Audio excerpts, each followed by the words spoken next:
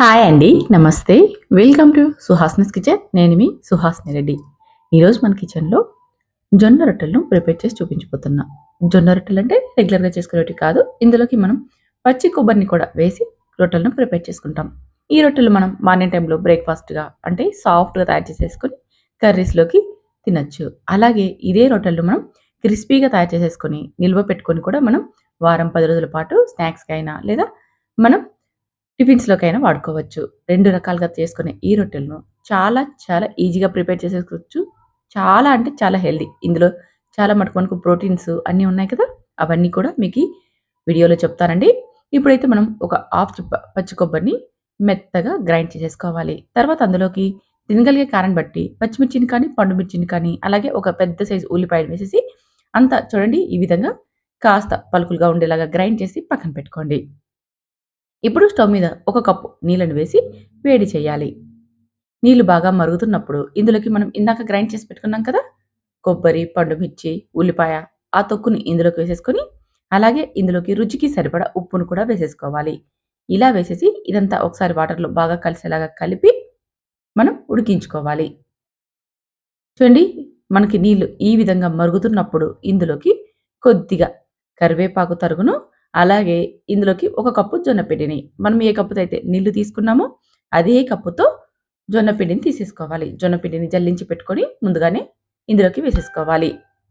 ఇలా జొన్న పిండిని వేసుకున్నాం కదా! ఇప్పుడు మంటను లో ఫ్లేమ్‌లోకి టర్న్ చేసేసుకొని ఇదంతా బాగా కలిసేలాగా కలుపుకోవాలి.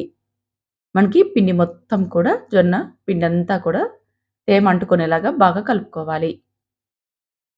చూస్తున్నారుగా ఈ విధంగా అంతా బాగా కలిసిన తర్వాత ఇప్పుడు మనం స్టవ్ ఆపేసేసుకోవాలి.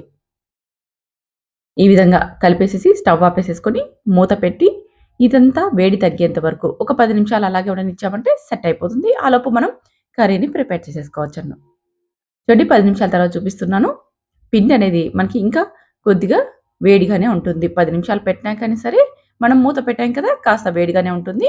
అలా వేడిగా ఉన్నప్పుడే మనం ఈ రొట్టెలను ప్రిపేర్ చేసేసుకోవాలి. అప్పుడే రొట్టెలనేది మనకి విరిగిపోకుండా వస్తాయి.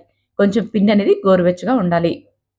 కావాలంటే మీకి చాలా వేడిగా ఉందంటే చేతికి కాస్త తడిని అప్లై చేసేసుకోవచ్చు. ఇలా మనకి ఎంత సైజులో రొట్టెలు కావాలనుకుంటున్నామో అంత సైజులో పిండిని తీసేసుకొని చపాతీ ముద్దలాగా రౌండ్ షేప్‌లో చేసేసుకోవాలి. మిగిలిన పిండి పైన మూత పెట్టుకుంటూ ఉండాలి. ప్రతిసారి కూడా మనం పిండి తీసుకున్న తర్వాత మూత పెట్టుకోవాలి. పిండిని చేత్తో సాఫ్ట్‌గా చేసేసుకోవాలి. అలా సాఫ్ట్‌గా చేసుకోవడం వల్ల రొట్టె ఒత్తేటప్పుడు మనకి పగులు రాకోకుండా ఉంటుంది. తర్వాత కొద్దిగా పొడి పిండిని చల్లుకొని ఇలా చేత్తో అయినా మీరు రొట్టెలాగా ఒత్తుకోవచ్చు.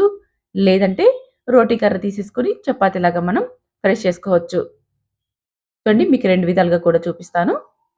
ఇలా మనం కాస్త చేత్తో అనుకున్నాం కదా! ఇప్పుడు ఇలా రోటీ కర్రతో సైడ్స్ మాత్రమే అనుకుంటూ రావాలి. అప్పుడే రొట్టె అనేది మనకి పర్ఫెక్ట్‌గా వస్తుంది. మనం మిడిల్‌లో ఎక్కువ ప్రెస్ చేయకోకుండా చివర్లను ప్రెస్ చేసుకుంటూ రోటీ కర్రతో ఒత్తుకుంటూ వచ్చామంటే రొట్టె అనేది మనకి బాగా వస్తుంది. నేను రొట్టెలన్నీ మంచి షేప్‌లో రావాలి అని అనుకుంటున్నాను కాబట్టి చూడండి ఇలా ఏదైనా ఒక మూతతో మనం కట్ చేసుకున్నామంటే రొట్టెలన్నీ కూడా మంచిగా మంచి షేప్‌లో వస్తాయి. చూడ్డానికి చాలా బాగుంటాయి. కావాలంటే మనం అలాగే డైరెక్ట్‌గా అయినా సరే వాటిని తయారు చేసేసుకోవచ్చు. ఇప్పుడు మీకి మరొక రొట్టె ఒత్తి చూపిస్తున్నాను చూడండి. ఇప్పుడు కూడా పిండిని మనం చేత్తో మెత్తగా చేసుకొని తీసుకోవాలి. ఇలా మెత్తగా చేయడం వల్ల రొట్టె అనేది విరిగిపోకుండా వస్తుంది. చాలామంది జొన్న రొట్టెలు చేసేటప్పుడు ఇదే కంప్లెయింట్ చేస్తూ ఉంటారు. రొట్టెలు విరిగిపోతున్నాయని. మనం పిండిని ఎంత చేత్తో సాఫ్ట్‌గా చేస్తామో రొట్టె అనేది అంత విరిగిపోకుండా పర్ఫెక్ట్‌గా వస్తుంది. అంతే కాకోకుండా మనం పిండి కాస్త గోరువెచ్చగా ఉన్నప్పుడే రొట్టెలను ప్రిపేర్ చేసేసుకోవాలి. పూర్తిగా చల్లబడ్డాక పిండి అనేది కాస్త గట్టిపడిపోయి మనం రొట్టె చేసుకునేటప్పుడు విరిగిపోతూ వస్తుంది. ఇలా రొట్టెల్ని మనం బాక్స్ షేప్‌లో కట్ చేసేసామంటే పిల్లల బాక్స్‌కి కూడా మనం వీటిని పెట్టివ్వచ్చు. మనం పిల్లలకి లంచ్ బాక్స్ కోసం ఇలా కూడా పెట్టివ్వచ్చనమాట. చిన్న సైజులో ఉంటాయి కాబట్టి పిల్లల బాక్స్‌కి కరెక్ట్‌గా సరిపోతాయి. అంతేకాకుండా చూడ్డానికి కూడా చాలా బాగుంటాయి కాబట్టి పిల్లలు కూడా ఇష్టపడతారు. ఈ రొట్టెల్లో మనకి ప్రోటీన్స్, విటమిన్స్, మినరల్స్ అన్నీ కూడా ఉంటాయి. ఇందులో మనకి జొన్న రొట్టెల్లో ప్రోటీన్స్ ఉంటాయి. అలాగే ఫైబర్ ఉంటది. కొబ్బరిలో కూడా మనకి మంచి పోషక విలువలుంటాయి. ఇలా రెండిటి కాంబినేషన్‌తో చేశామంటే వెయిట్ లాస్ అవ్వడానికైనా సరే, షుగర్ పేషెంట్స్‌కైనా సరే చాలా మంచి హెల్తీ రెసిపీ అని చెప్పొచ్చు. ఇదే విధంగా మిగిలిన రొట్టెలన్నిటిని కూడా మనం ఫ్రై చేసేసుకోవడమే. ఇలా రొట్టెల్ని ఫ్రై చేసుకునేటప్పుడు ఓటి గుర్తుపెట్టుకోండి. మీకీ రొట్టె సాఫ్ట్‌గా అంటే బ్రేక్‌ఫాస్ట్‌లోకి కావాలంటే మనం అటు 5 నిమిషాలు, ఇటు 5 నిమిషాలు 2 టైమ్స్ ఫ్రై చేసేసామంటే మెత్తగా వచ్చేస్తాయి. లేదు మనకి క్రిస్పీగా కావాలి అనుకుంటే మరి కాస్త సేపు అంటే మరొక 3 లేదా 4 నిమిషాలు ఎగస్ట్రా చూడండి ఈ రొట్టెని కాల్చాను క్రిస్పీగా ఇలా అన్నమాట. ఇలా కాల్చుకున్నామంటే ఈ రొట్టెలు మనం నిల్వ పెట్టుకొని చాలా రోజులు దాదాపు 1 వీక్ నుంచి 10 డేస్ వరకు నిల్వ పెట్టుకొని మనం రొట్టెలను ఎప్పుడు కావాలంటే అప్పుడు బ్రేక్‌ఫాస్ట్‌లోకైనా తినొచ్చు. ఈవినింగ్ టైమ్‌లో స్నాక్స్‌కైనా సరే వాడుకోవచ్చు. చూడండి ఈ విధంగా సాఫ్ట్‌గా కావాలంటే సాఫ్ట్‌గా తయారు చేసేసుకోవచ్చు.